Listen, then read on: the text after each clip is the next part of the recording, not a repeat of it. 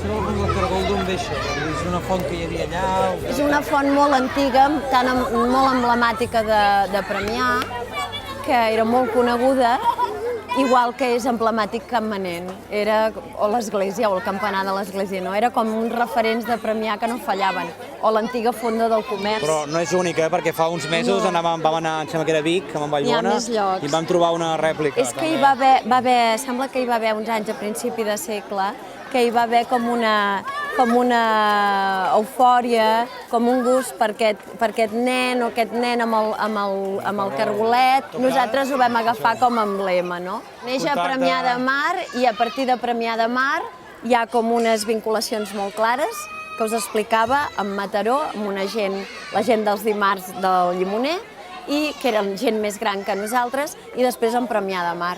I la prova és que pujàvem molta gent de Premià de Mar, com el mateix Martí, que compartíem el cotxe, o amb la Imma, o amb el Vallbona, doncs pujàvem cap a Premià de Dalt.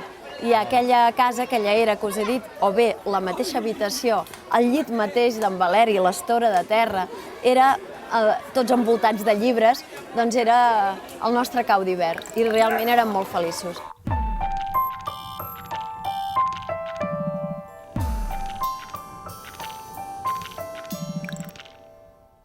La perspectiva dels anys, diguem, no són molts anys, però són anys. Tu com veus el Maresme ara, això de l'any 2010, segle XXI? Aquell Maresme una mica utòpic que vam viure de la cultura, de la represa, comparat amb els temps actuals. Tu, a més, ets professora d'institut, transmets la passió per la literatura. Jo crec que seria el titular, no? Vull dir que no. Per tant, amb aquesta perspectiva dels anys, ara com ho veus, no? A veure, nosaltres vam ser molt agosarats, jo crec que molt valents, també molt generosos, sobretot en Valerià. En Martí ho era també molt. Vam ser, com us ho diria, trencadors, però trencadors no com molta gent que va de trencador per l'estupidesa sense cap sentit, sinó trencadors jugant-nos-la. I trencadors experimentant en el llenguatge poètic, experimentant tots els camins de la poesia fins que vam trobar el nostre. Jo crec que hem deixat molt de camí fressat, dissortadament penso que no s'ha aprofitat tot el que vam fer amb cap mitjà, amb cap ajut, només amb 4 quotes, amb nosaltres que érem jovenets, amb 4 classes que fèiem, particulars o no. No s'ha aprofitat, si bé també ara va la part positiva, que sempre n'hi ha d'haver, no?